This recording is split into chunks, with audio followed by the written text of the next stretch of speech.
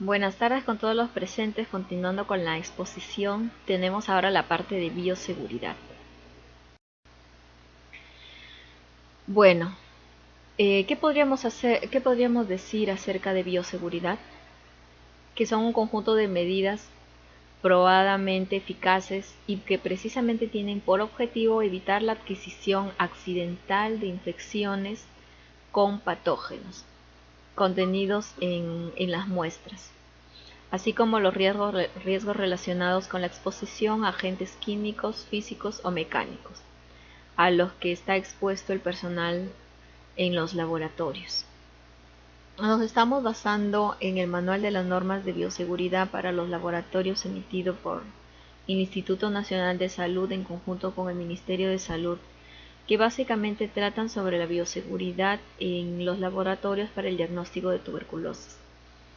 Este manual precisamente nos da todas las medidas que se deben llevar a cabo en los laboratorios regionales, intermedios y locales, precisamente en el procedimiento para el diagnóstico de la tuberculosis.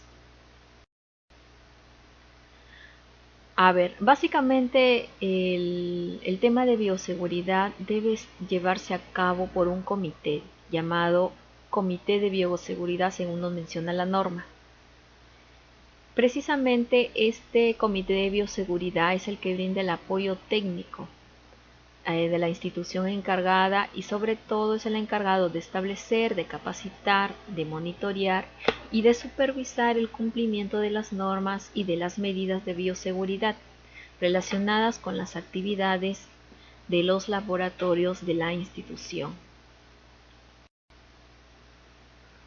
La constitución del Comité de Bioseguridad básicamente está integrado por representantes de cada unidad operativa de la institución, llámese de los establecimientos de salud, de los centros de salud, de las direcciones regionales, etc. Y se designa a este responsable como presidente del Comité de Bioseguridad. Los integrantes deben contar con una sólida formación en cuestiones de laboratorio. También deben participar activamente en los trabajos de laboratorio y sobre todo tener experiencia de los aspectos más generales de la seguridad en el laboratorio, además de contar con un reglamento para su organización y sus funciones. ¿Qué objetivo es el que tiene este comité de bioseguridad? Su objetivo general principalmente es establecer las normas y medidas de bioseguridad para la protección del medio ambiente, para la protección del personal, que es el que manipula las muestras, y sobre todo el personal que se encuentra en riesgo frente a la manipulación de estas muestras de sustancias químicas, biológicas o de agentes físicos. ¿Cuáles son los objetivos específicos? El Comité de Bioseguridad tiene como objetivos específicos actualizar, difundir y capacitar permanentemente en la aplicación de normas y medidas de bioseguridad. Es muy importante la capacitación, también el difundir y permanentemente actualizar las aplicaciones de las normas que se tienen que dar sobre todo al personal que se encuentra en constante manipulación de las muestras altamente biocontaminantes. La Organización Mundial de la Salud también cuenta con el Manual de Bioseguridad del Laboratorio, en este caso de la tercera edición, el cual nos menciona varios puntos y varios aspectos acerca del manejo de las muestras, acerca de la indumentaria que se necesita para poder procesar estas muestras y de toda la infraestructura que requiere la manipulación de muestras altamente peligrosas. Dentro de los objetivos específicos podemos mencionar que el Comité de Bioseguridad debe monitorear y supervisar el cumplimiento de las normas de bioseguridad en los laboratorios. Tenemos muchas veces lugares donde bueno, los laboratorios, por ejemplo, del nivel 2, el nivel 3, donde se restringen el ingreso de diferentes personas, donde también debe contar con señalización que manifieste el uso obligado, por ejemplo, de la mascarilla, de los guantes. Sabemos que en estos lugares no se puede comer, no se puede beber, ya sé que se encuentran manipulando diferentes agentes contaminantes. La señalización es muy importante dentro de estas áreas porque es que nos permite a mantenernos en menos riesgos para la manipulación de diferentes procesos. Objetivos específicos. Dentro de los objetivos específicos, este comité de bioseguridad es el encargado de fomentar el mantenimiento de agentes infecciosos, físicos y químicos dentro de las áreas de trabajo, preservando el medio ambiente y el personal que labora en él. Es decir, hay áreas específicas donde se manipulen este tipo de agentes. No, no se puede estar manipulando en diferentes lugares. Por ejemplo, una muestra para hacer baciloscopía debe tener su área designada, una mesa adecuada. Pero sin embargo, si nosotros cogemos esta muestra y lo manipulamos en otro lado, entonces ahí ya surge un problema y se está yendo en contra de las medidas de bioseguridad. Es ahí donde el personal que manipula se protege por él mismo y también protege el área o el medio ambiente que lo rodea, protegiendo también así a las diferentes personas que se encuentran que se encuentran en estos establecimientos, que pueden ser pacientes u otras personas pues no deberían tener no deberían tener acceso a estos ambientes ni en las áreas de trabajo. Aquí vemos una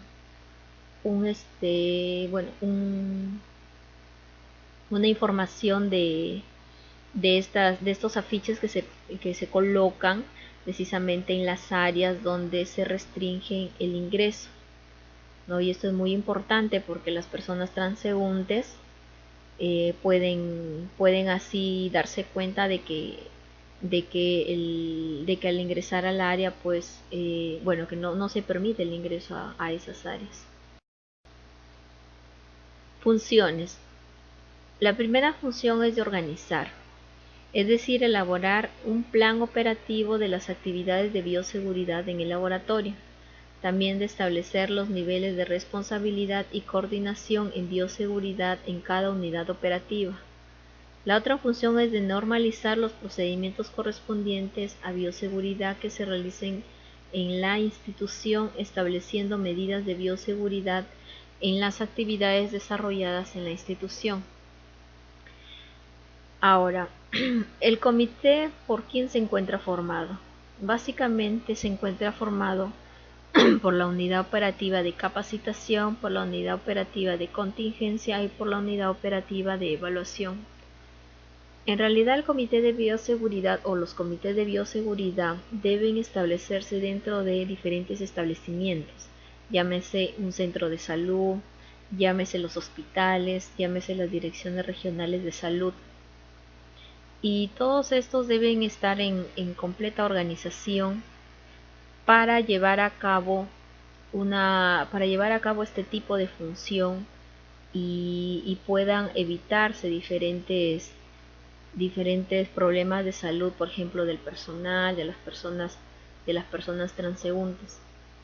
En nuestro país tenemos muchas deficiencias con respecto a los comités de bioseguridad. No siempre hay una organización adecuada dentro de estos comités. Aún se tienen todavía negligencias se podría decir debilidades que no permiten pues una adecuada organización y pues se ven afectadas muchas personas. ¿Qué otra función tiene el comité de bioseguridad? Prevenir y promover, sobre todo promover todo lo que se refiere a las normas de bioseguridad. Dentro de las actividades tenemos que es importante coordinar actividades de capacitación en materia de bioseguridad.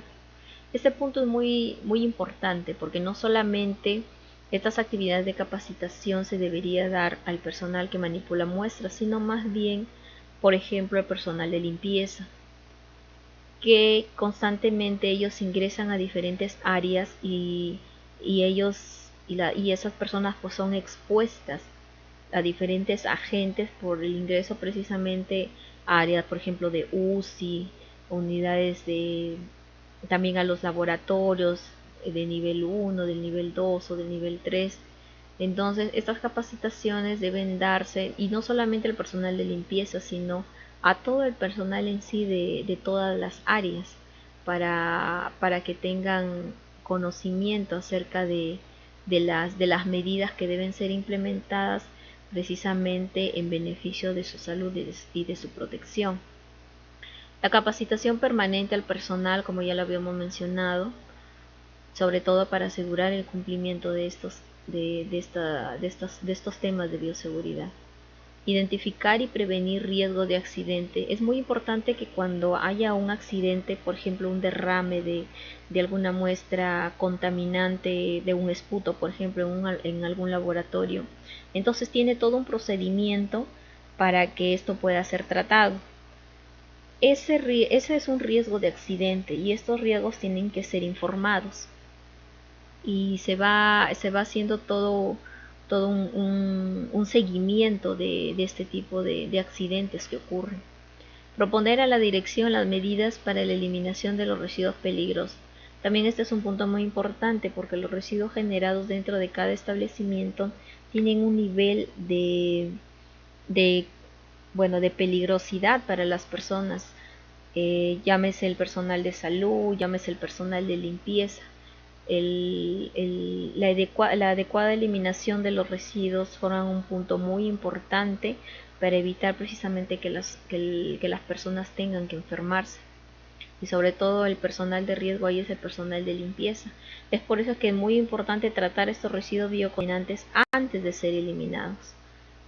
Revisar y aprobar los aspectos de bioseguridad involucrados en las solicitudes para proyectos de investigación y desarrollo. Actuar. Hacer cumplir las medidas de bioseguridad según las responsabilidades establecidas por el Comité de Bioseguridad. Establecer el sistema de registro de reporte de accidentes e investigar cualquier accidente derivado de las actividades realizadas y mantener actualizada una base de datos de las investigaciones de estos accidentes. Como lo había mencionado anteriormente, vemos ahí en la pantalla una ficha donde se menciona el lugar ocurrido del accidente, quién fue la persona afectada, el agente causante. Bueno, esta ficha es muy importante su llenado porque a través de eso se va a hacer una investigación para poder ayudar a la persona de la cual ha sucedido este accidente y sobre todo para evitar de que otras personas sean involucradas dentro de esto y poder sobre todo tomar las medidas pertinentes. Controlar. Verificar las facilidades que tiene la institución para la aplicación de las normas de bioseguridad y sus regulaciones. Evaluar los aspectos de infraestructura de los laboratorios en relación a los niveles de bioseguridad. Este punto es muy importante porque son las instituciones las encargadas de preocuparse de las áreas donde hay manipulación de muestras, por ejemplo, y son ellas las que deberían tener mayor preocupación de estas estructuras. Por ejemplo, ahí vemos en las imágenes un área donde las mesas son de acero inoxidable. Este es un punto muy importante porque esas mesas nos permiten el proceso adecuado de las muestras y poderlas desinfectar con diferentes agentes y que no corroe el área. Ahora ya no se usan, por ejemplo, las mesas de mayólica porque estos, como se habrán dado cuenta, en estas estructuras hay unas ranuras que eso hace que el microorganismo o cualquier agente pueda ingresar dentro de estas ranuras.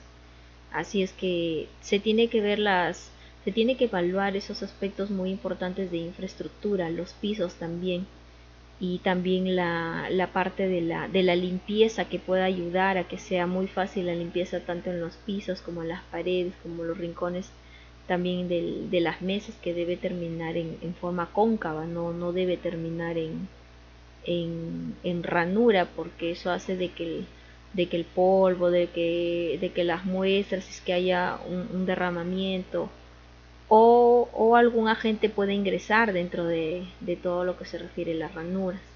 Y todo eso pues debe contarse con el apoyo de los establecimientos de salud. Igual ahí vemos a la mano derecha también una cabina de bioseguridad. Son estructuras que ayudan mucho a la protección del ambiente y también de la persona que está manipulando la muestra, para que esa persona también sea protegida.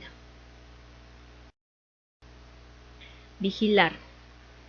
Se refiere a establecer un sistema de monitoreo y supervisión del cumplimiento de las medidas de bioseguridad a los laboratorios. Tener base actualizada de los microorganismos, siendo estos riesgos potenciales, señalando la condición y su forma de manejo dentro de los laboratorios. Bueno, por ejemplo, dentro de los procedimientos tenemos diferentes niveles de laboratorios. El nivel 1 son laboratorios donde los agentes no tienen mucha peligrosidad. Llámese que ahí tenemos una relación de microorganismos que no son letales. Por ejemplo, Bacillus subtilis, Plasmodium, un laboratorio donde procesa pues parásitos, por ejemplo, son de nivel 1.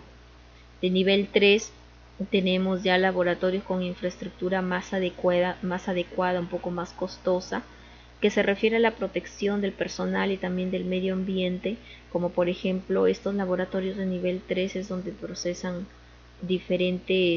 donde hacen diferentes procesos de diagnóstico para Mycobacterium tuberculosis, Trypanosoma cruzi y Yersinia pestis, y entre otros microorganismos que provocan enfermedades graves en el hombre. Y estos pues se necesita más especial cuidado. Entonces eso también es un punto muy importante que debe tener en cuenta el Comité de Bioseguridad, según la zona, según el área de riesgo donde se encuentran procesando los diferentes agentes, teniendo en cuenta los niveles. Vigilar.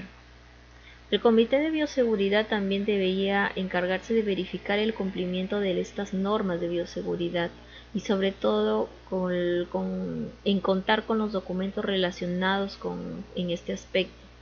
También debería revisar periódicamente las medidas de contención. Es decir, el Comité de Bioseguridad debería enfatizarse en el cumplimiento de estas normas, ya que si no se dan, entonces muchas de las personas estarían en riesgo.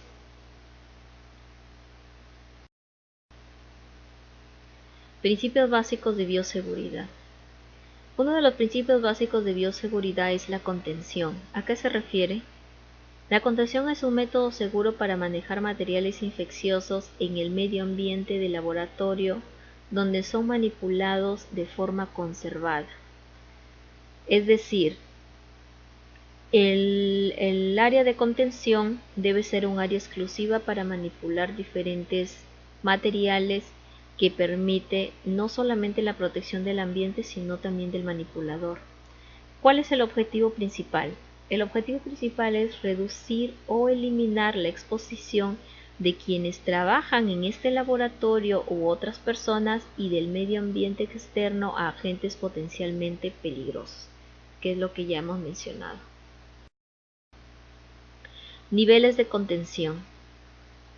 El elemento más importante es el cumplimiento estricto de las prácticas y técnicas microbiológicas, estándar de procedimientos de las muestras. Es decir, en esto sí se debe tener mucho énfasis con respecto al personal de laboratorio, porque es muy importante de que las técnicas microbiológicas y de la forma del manejo de estas muestras sean adecuadas para que el personal, pues, para que la misma persona que manipule esté más protegida y pueda evitar contraer diferentes enfermedades.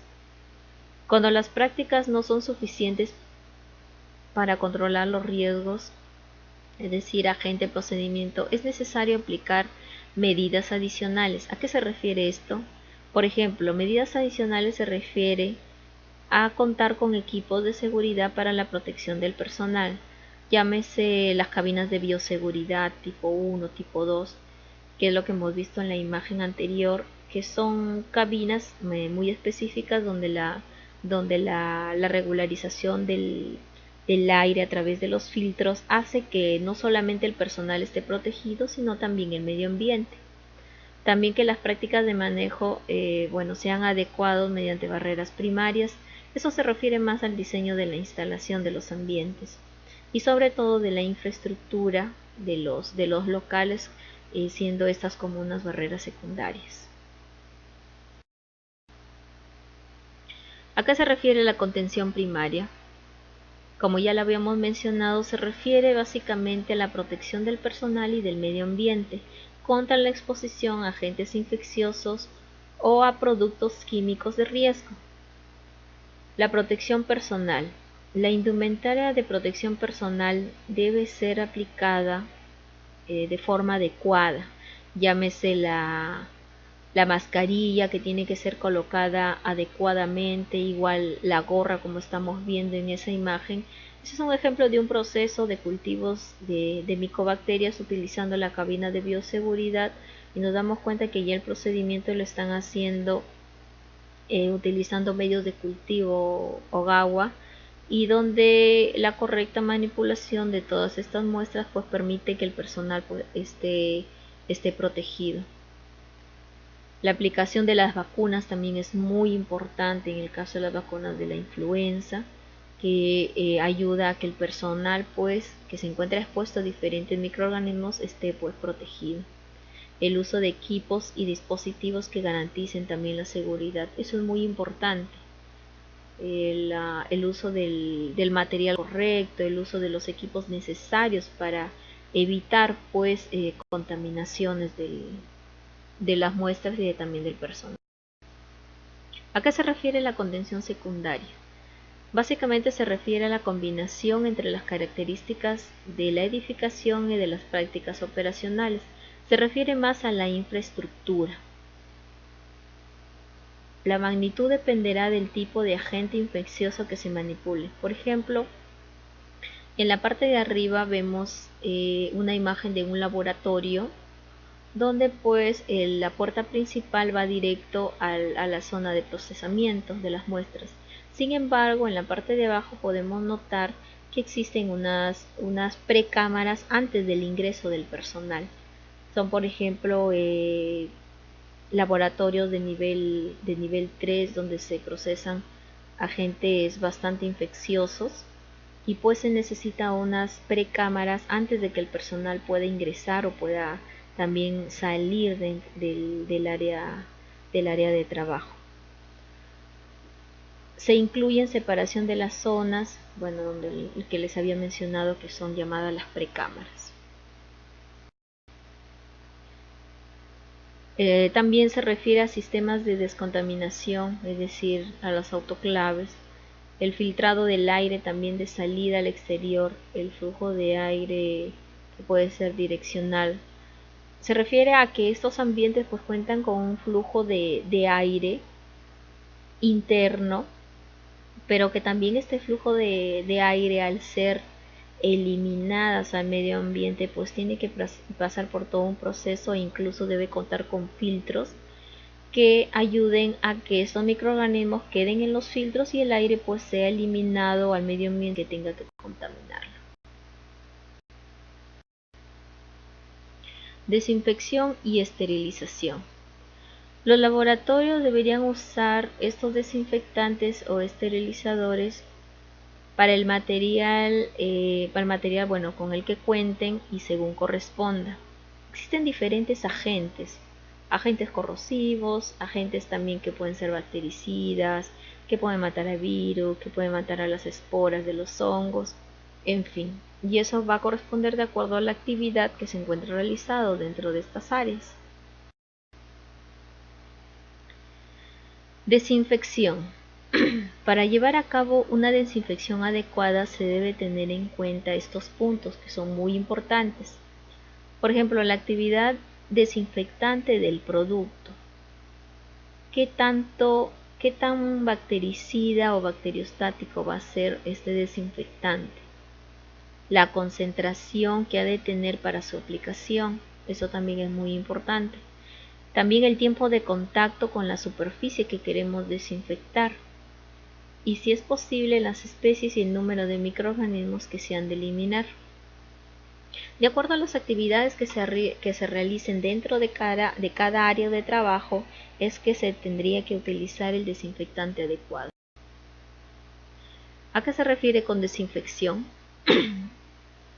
El producto desinfectante debe tener un amplio espectro de actividad y una acción rápida e irreversible, presentando la máxima estabilidad posible frente a ciertos agentes físicos, no debiendo deteriorar los objetos que se han de desinfectar ni tener un umbral olfativo alto ni especialmente molesto. Por ejemplo, existen ciertos desinfectantes como el hipoclorito de sodio que si nosotros lo utilizamos de manera muy concentrada tiende a corroer diferentes superficies.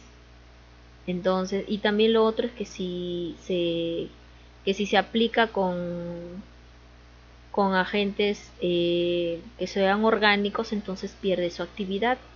Y lo otro es que si está muy concentrado también genera olores muy fuertes.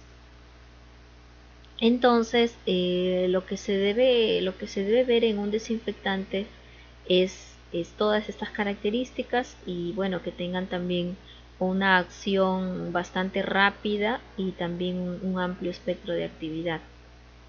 La correcta aplicación de los desinfectantes permite un mayor contacto entre el desinfectante y la superficie a desinfectar.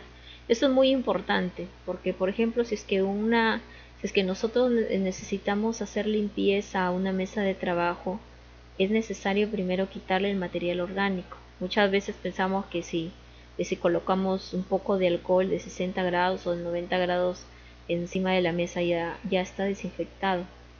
Pero lo primero que se debería hacer es quitar todo el material orgánico con una solución, por ejemplo, de detergente, y que luego ya sea aplicado el desinfectante adecuado para que esto pueda actuar de manera correcta. Llámese una solución de lejía o llámese ya el alcohol de 60 o de 90 grados. Acá tenemos un cuadro muy interesante donde menciona las características de los productos químicos empleados como desinfectantes. Por ejemplo, acá tenemos muchos agentes que pueden hacer algunos fungicidas, otros pueden ser bactericidas, viricidas y que incluso pueden eliminar a la micobacteria. Otros también pueden ser esporicidas. Por ejemplo, los alcoholes, llámese el etanol, el isopropanol, que pueden variar en diferentes concentraciones entre 60 y 90, usualmente son bactericidas, fungicidas y viricidas. No manchan ni irritan la piel, y el inconveniente es que son inactivados por material orgánico y que también son inflamables. También los amonios cuaternarios, que son muy usados en algunos hospitales, una concentración de 0,4 a 1,6%, básicamente es fungicida, ¿no? Porque bactericida y viricida, su efectividad es limitada. Es económico y el inconveniente es que no actúa frente a bacterias gram negativas, ¿no? Son muy usuales las bacterias gram negativas, así que este desinfectante no sería muy útil. Puede servir como fuente de nitrógeno y también es inactivado por material orgánico. Los compuestos fenólicos, es decir, los fenoles, que a una concentración de 0,4-0,5% también son muy utilizados porque en este caso son agentes tuberculicidas, también bactericidas, fungicidas y viricidas. pero sin embargo el inconveniente es que deja residuos, pero también es que es económico. Lo otro es que es un poco irritante, es tóxico y también es corrosivo, ¿no? Y pues actualmente el fenol ya no se utiliza mucho en los laboratorios porque tiene propiedades también cancerígenas y también es un poco irritante para la piel, para las mucosas. Los iodóforos también la característica es que son bactericidas, fungicidas, viricidas y también eliminan la micobacteria tuberculosa. Es bueno también, es estable y tiene una acción residual, que eso es muy importante. Los desinfectantes con acción residual significa de que después de haberlo aplicado tiene unas ciertas horas o incluso días que el agente puede estar funcionando, entre comillas funcionando, no, que puede tener esa acción incluso para seguir protegiendo. El detalle es que es costoso y que también son inactivados por material orgánico, pero también son muy usados en diferentes hospitales. Los hipocloritos, bueno, también hay glutaraldehído, el problema es que es muy costoso. Los hipocloritos son uno de los agentes muy utilizados porque, bueno, es de bajo costo, es bactericida, fungicida, viricida. Y bueno, no es el que más se usa del laboratorio de micobacterias.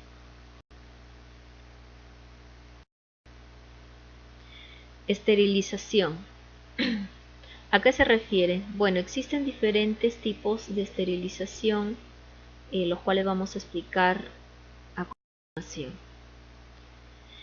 Las formas básicas de esterilización se refiere a esterilizar material limpio o biocontaminante tanto por calor húmedo o también por calor seco.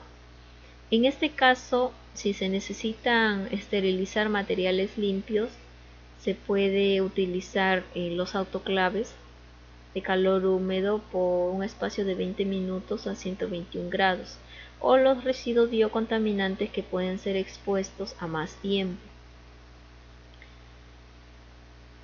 Bueno, en este sentido es recomendable disponer de un manual de procedimiento para el trabajo con el autoclave, ya que tendríamos que evitar los accidentes porque hay veces en que no se manipulan bien estos equipos y pueden provocar accidentes, siguiendo las instrucciones del fabricante, ¿no? Si no se dispone de autoclave para instrumental, incluso se puede recurrir a la ebullición del agua utilizando un material como una olla, y se puede hacer esto durante 30 minutos para poder esterilizar material o biocontaminante. Pero esto básicamente en lugares lejanos, tal vez en la selva, en donde no se cuenta pues con todos estos equipos y donde, bueno, el personal tiene que tiene que adaptar estas condiciones para poder autoclavar sus materiales. La esterilización por calor seco. El material debe mantenerse en la estufa por el lapso de 1 hora a partir del momento en que ha llegado a los 170 grados. Bueno, también es una forma bastante adecuada de poder esterilizar sobre todo material limpio y que pueda utilizarse en los procesos microbiológicos. Las radiaciones ionizantes también son un tipo de esterilización. Básicamente se trata de la penetración de esas radiaciones al interior, incluso al material genético de los microorganismos. Esta es empleada en esterilización de material sanitario, sobre todo en ámbito industrial, ¿no? En las fábricas industrializadas básicamente es utilizado este tipo de radiaciones. La instalación de esterilización por rayos debe cumplir requisitos especiales como instalación radioactiva, lo que limita totalmente su aplicación en los laboratorios a menos que estén dentro de una institución, por ejemplo un hospital, que disponga de una instalación adecuada para ello. Esto en realidad es un limitante porque se necesita toda una instalación adecuada para poder hacer uso de estas radiaciones ionizantes. Y eso se refiere pues a un alto costo. Usualmente los hospitales pues, que puedan contar con presupuesto podrían contar con este tipo de esterilización, pero sin embargo pues en la mayoría de los establecimientos a nivel nacional pues utilizan los otros métodos ya mencionados. Esterilización con vapores químicos también es un método que es poco usado. Se utiliza formaldehído o el óxido de etileno, que tienen una actividad bactericida y esporicida en el intervalo de entre 30 a 80 grados centígrados. Este tipo de esterilización solo debe aplicarse a aquel material que no pueda ser esterilizado al vapor y que debe llevarse a cabo por personal calificado. Ese punto es muy importante, no lo puede hacer cualquier persona. Bueno, también se tiene que informar de los riesgos que presenta su uso, disponiendo de un protocolo, o sea, de un procedimiento adecuado que debe estar escrito por escrito, y debe estar establecido en los equipos de protección individual adecuados. También cada persona que haga esto pues debe contar con la implementación adecuada para su protección. La esterilización en este caso se lleva a cabo en esterilizadores específicamente diseñados que permiten obtener las condiciones de presión, de temperatura y de humedad adecuada. La esterilización por filtración, que la verdad es que no es muy usada dentro de los establecimientos, es un método de esterilización empleado para retener ciertos microorganismos contaminantes de muestras que no soportan altas temperaturas. Los filtros empleados tienen por lo general un diámetro de poro de 0,2 micrómetros. Quiere decir que en realidad las bacterias no pasarían por ese filtro es bastante pequeño, y de esa forma pues se permite un tipo de esterilización de algunos materiales pues que no toleren altos grados de temperatura. Ahora quisiera mencionar un poco acerca de las medidas de control ambiental, que son muy importantes en el problema de la tuberculosis, sobre todo en la atención de los pacientes.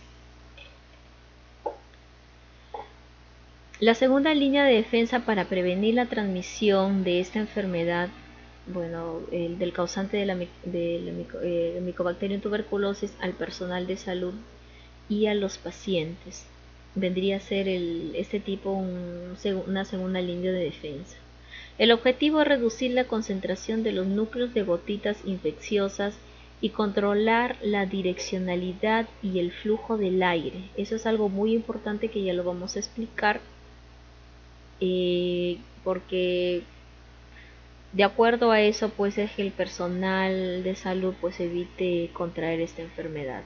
Se basan en la ventilación natural o mecánica y puede ser complementada con filtros, medios de alta eficiencia de filtración de las partículas en el aire, y también puede ser utilizada la luz ultravioleta. ¿Cuál es el propósito de la ventilación? Básicamente la ventilación es el movimiento del aire. ¿Cuál es el objetivo? El objetivo es lograr la dilución, es decir, la disminución de la concentración de las gotitas, y que permite el intercambio de aire en una zona específica y así controlar la direccionalidad de los flujos de aire en una habitación o dentro de un establecimiento. ¿A qué se refiere eso? Si nosotros nos damos cuenta, la figura de la derecha nos menciona las zonas de riesgo que están rayadas que están coloreadas de color rojo, y las zonas de mediano riesgo. El flujo de aire debe mantenerse constantemente de una entrada y de una salida para que así estas microgotitas o estos microorganismos dispersados en el ambiente puedan ser llevados por el aire y también puedan eliminarse de forma natural a través de la luz solar incluso. La ventilación natural. La ventilación natural es muy importante dentro de las áreas de atención a los pacientes. Se refiere a maximizar la ventilación natural, y que es una alternativa viable sobre todo en nuestro país y en algunos países de bajos recursos. pueden usarse en pabellones médicos, en los consultorios, en otros sitios, en establecimientos de salud en climas templados o tropicales, donde pueden quedar abiertas las ventanas y puertas. Por ejemplo, en la selva, llámese en Loreto, llámese en Ucayale, en la parte de la selva del departamento de Junín. Entonces la aglomeración de la gente hace más susceptible a contraer estas enfermedades.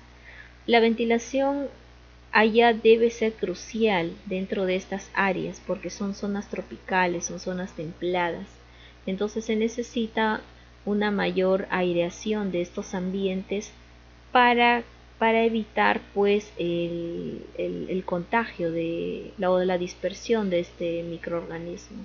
Si nos damos cuenta, a la mano derecha las imágenes señalan pues una abertura en la parte de arriba de estas áreas, ¿no? Señalando pues una salida de este aire, una circulación. La ventilación natural puede ocurrir cuando en una habitación o un pabellón tiene una construcción abierta con flujo libre de aire ambiental hacia adentro y fuera mediante las ventanas y puertas abiertas.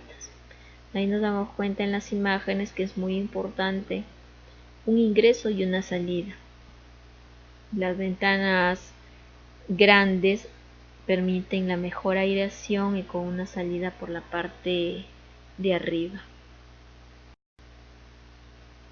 Si las aperturas son correctamente ubicadas y de suficiente tamaño, muchas veces se puede lograr una ventilación natural en las salas de aislamiento y otras áreas de alto riesgo que supere las normas internacionales. Existen muchos casos de pacientes que son tratados en lugares de aislamiento o en salas de aislamiento. Es necesario la ventilación en estos lugares o en estas áreas, ya que las personas pues son personas de alto riesgo. Siempre que sea posible, se debe hacer lo siguiente para mejorar la ventilación. Para mejorar la ventilación es necesario las áreas abiertas, la ubicación de ventanas o aberturas, la ubicación de muebles y también de las personas. ¿A qué se refiere las áreas abiertas? Como ya lo habíamos mencionado, existe un mayor riesgo de transmisión de tuberculosis en una habitación cerrada que contiene aire con núcleos de gotitas infecciosas. Los núcleos de estas gotitas infecciosas, como ya lo habíamos mencionado, las más pequeñas, que pueden ser incluso de hasta 5 micrómetros, pueden mantenerse suspendidas en el aire por muchas horas. Y si no existe una adecuada ventilación, entonces estos van a ser inhaladas tanto por el personal de salud, como podemos ver ahí en la foto, o como los pacientes que se encuentran en los pasillos. Se deben abrir al medio ambiente áreas de espera, salas para la recolección de esputo, salas de exámenes y pabellones. Por ejemplo, establecerlas en áreas abiertas, cubiertas o en áreas con ventanas abiertas. En la parte de arriba vemos que la acumulación de gotitas ha sido en el pasillo, no existe salida de aire. Sin embargo, en la imagen de afuera vemos mucha gente, pero también vemos de que existe una mejor ventilación. Las áreas abiertas, por ejemplo, en las áreas que sirven para la recolección de esputos, deben estar al aire libre. En algunas oportunidades se vio de que las muestras eran recolectadas dentro del laboratorio o incluso algunos en el baño, y eso no es lo correcto. Las áreas, según la norma del Instituto Nacional de Salud sobre procedimientos de tuberculosis, no menciona que deben estar fuera de los establecimientos. Deben estar incluso a 2 o a 3 metros, pero deben estar completamente ventiladas y al aire libre. Estas áreas son llamadas áreas de recolección inmediata de esputo, llamada áreas. También podemos contar con algunos ventiladores de techo. pero necesariamente debe haber ventanas abiertas porque lo ideal es que el aire sea intercambiado, no exactamente de que se tenga que mezclar, sino más bien de que haya un intercambio. También se pueden instalar ventanas u otras aberturas para fomentar una mayor ventilación. Ahí vemos en la parte de abajo en las imágenes personas que están hospitalizadas, personas que están en cama, pero que sin embargo a los costados vemos de que existe la ventilación adecuada del intercambio de aire. Ubicación de ventanas o aberturas. Es importante para maximizar la ventilación en las habitaciones. Precisamente en estas habitaciones donde existen pacientes que estén hospitalizados es necesario la adecuación de las ventanas y sobre todo que el aire pueda ser dirigido. Una habitación con una abertura, ventana o puerta intercambia el aire solo en esa zona. Además es baja la cantidad de aire que se puede cambiar. La condición ideal comprende aberturas en extremos opuestos de una habitación, ventana, ventana, puerta, ventana, etc. para facilitar la ventilación cruzada. ¿Qué quiere decir? Lo más adecuado es un ingreso y una salida.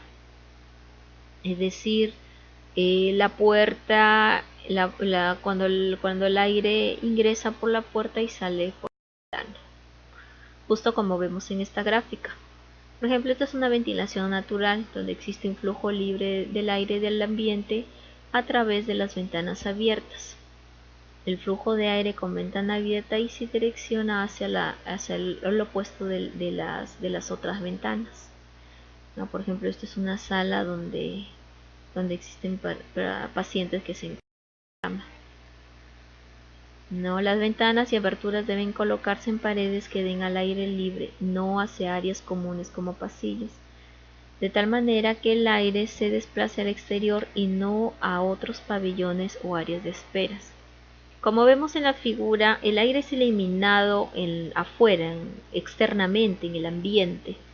No es adecuado de que sea eliminado en los pasillos, porque, bueno, más bien se estaría eliminando las gotitas, pero a otros pacientes. Y aquí vemos también una gráfica muy interesante donde se puede ver la aireación constante por cada oficina o por cada cuarto de examen, donde existe un ingreso y una salida, igual que las puertas en la vista plana del lado A existe una puerta de ingreso y una puerta de salida. Igual que acá también en el área de espera son áreas bastante ventiladas, con pared con área superior abierta, lugares muy adecuados. Esto también es muy importante, la ubicación de los muebles y de las personas. Como sabemos, en el programa de tuberculosis constantemente los pacientes que son pues pacientes que están en tratamiento, pacientes MDRs, están en constante contacto con el personal de salud. Es muy importante la colocación del personal de salud con respecto a la aireación o con respecto a la dirección del aire. En los consultorios y otras salas es necesario determinar la direccionalidad del flujo de aire dentro del espacio para acomodar o situar los muebles de forma que el personal de salud no respire aire contaminado. El personal de salud debe ubicarse de tal forma que el aire fluya desde el personal de salud, como vemos en la figura de la parte superior, hacia el paciente y luego direccionar hacia afuera. Y en la figura de abajo vemos que no es lo correcto, del paciente hacia el personal de salud. Por ejemplo, esta es una figura de una ventilación deficiente, donde vemos que la dirección del aire pues está del paciente al personal de salud. La ventilación mejorada, vemos esta imagen donde ya el personal de salud se encuentra ubicada en el otro extremo y pues y se ve pues la salida del aire al opuesto del personal de salud. O de otra forma es colocando el escritorio en la parte de en medio y el flujo de aire pues hace que las gotitas sean eliminadas hacia el exterior. La ventilación mecánica, como lo había mencionado, podría ser adecuada, pero siempre y cuando haya una salida, llámese de ventanas o de puertas, para que el aire no solamente se pueda mezclar, sino más bien tener una salida de esta. También la ventilación mecánica, que son utilizados también en algunos establecimientos, donde hace que el flujo se direccione y que sobre todo este aire pueda salir limpio, porque estas estructuras pues contienen filtros internos y así no pueda contaminar el medio ambiente. Bueno, acá vemos también el uso de ventiladores. Métodos adicionales de ventilación mecánica que también pueden ser utilizadas, que incluyen sistemas de extracción mecánica que bombean aire externo limpio hacia adentro del edificio y luego extraen el aire contaminado hacia afuera. Bueno, acá también podemos ver una imagen. Salas de aislamiento. Las salas de aislamiento pues son básicamente para personas que se encuentran con tratamiento de tuberculosis, las personas que se encuentren ya en un estado avanzado. El propósito es separar a estos pacientes de las otras personas. Brindar un ambiente que reduce la concentración de núcleos de gotitas infecciosas a través de diferentes medidas de control ambiental. Por ejemplo, muchas de estas salas de aislamiento deben contar con el uso de presiones negativas, donde existe una recirculación del aire, pero que al eliminar pues no pueda contaminar el medio ambiente. La prioridad para el uso de estas salas son precisamente para estas personas con tuberculosis MDR. ¿No? Lo que habíamos estado explicando acerca de la presión negativa, y vemos una figura, y aquí vemos una figura un poco más explicativa acerca de la entrada de aire, que puede ser dada por un acondicionador de aire, que es el que inyecta el aire externo, incluso a través de la puerta, un flujo de aire entrante, y que luego al salir pues debe contar con unos filtros para que no contamine el medio ambiente. ¿No? También habíamos hablado de la expulsión de estos, que también deben tener todo una infraestructura adecuada para evitar la contaminación ambiental.